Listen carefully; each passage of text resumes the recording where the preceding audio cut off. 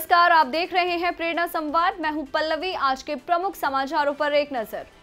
राष्ट्रीय स्वयंसेवक संघ की अखिल भारतीय कार्यकारिणी के सदस्य सुरेश भैया जी जोशी ने कहा, हमारी सभ्यता संस्कृति में पंचभूत का विशेष महत्व। राष्ट्रीय स्वयंसेवक संघ के अखिल भारतीय कार्यकारिणी सदस्य सुरेश भैया जी जोशी ने विज्ञान भारती उत्तराखंड के एक कार्यक्रम में कहा कि भारतीय चिंतन और अवधारणा वैश्विक है। भारत की सभ्यता संस्कृति में पंचभूत का विशेष महत्व है। संपूर्ण भारत देवभूमि है और उत्तराखंड इसका नेतृत्व कर रहा है। उन्होंने कहा कि मानव जाति के विकास के लिए सृष्टि में संतुलन आवश्यक है। वाराणसी में आयोजित एक कार्यक्रम में बोले कथावाचक पद्म विभूषण रामभद्राचार्य, विदेशियों के रचित इतिहास से मुक्त हो भारत।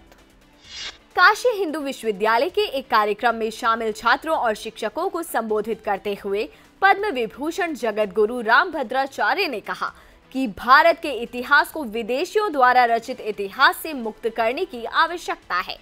भारत के इतिहास का स्वलेखन जरूरी है। ऐसे इतिहास को प्रस्तुत करने की जरूरत है जो धर्म, अर्थ, काम और मोक्ष के अध्यात्म पर आधारित हो, जिसमें सशक्त राष्ट्र निर्माण की बात हो। इस दौरान उन्होंने धर्म की परिभाषा को समझाते हुए कहा कि हर इंसान द्वारा स्वयं किए गए कामों का निष्ठापूर्वक पालन ही धर्म है।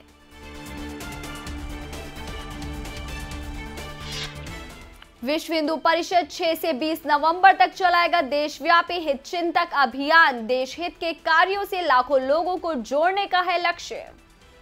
देश के हिंदुओं को एकजुट करने के लिए विश्व हिंदू परिषद 1.5 लाख गांव की यात्रा करेगा। यह अभियान 6 नवंबर से शुरू हो चुका है। वीएचपी गांव-गांव घूमकर 1 करोड़ से अधिक हिंदुओं को जोड़ेगा। 2024 में विश्व हिंदू परिषद की स्थापना के 60 साल पूरे हो जाएंगे।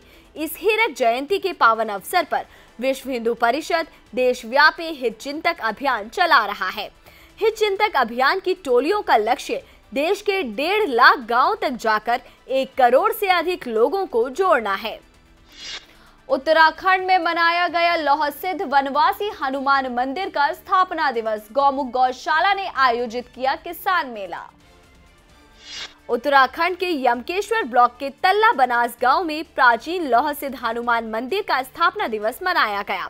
इस उपलक्ष्य में मंदिर समिति की गौमुख गौशाला ने किसान मेले का आयोजन किया। इस कार्यक्रम में भारतीय संस्कृति और सनातन धर्म को आगे बढ़ाते हुए पहाड़ के लोगों की आय के स्रोत बढ़ाने और किसानों के कौशल विकास बढ़ाने पर चर्चा की गई।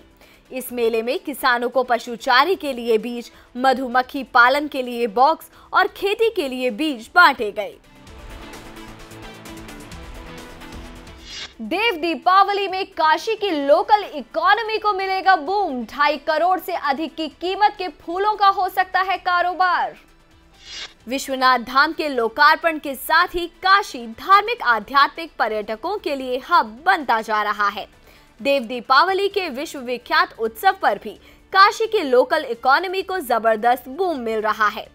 काशी में बढ़ते धार्मिक पर्यटक का अंदाजा आप इस बात से लगा सकते हैं कि स्थानीय होटल, गेस्ट हाउस, धर्मशाला, नाव, मोटर बोट सभी के लिए एडवांस बुकिंग चल रही है।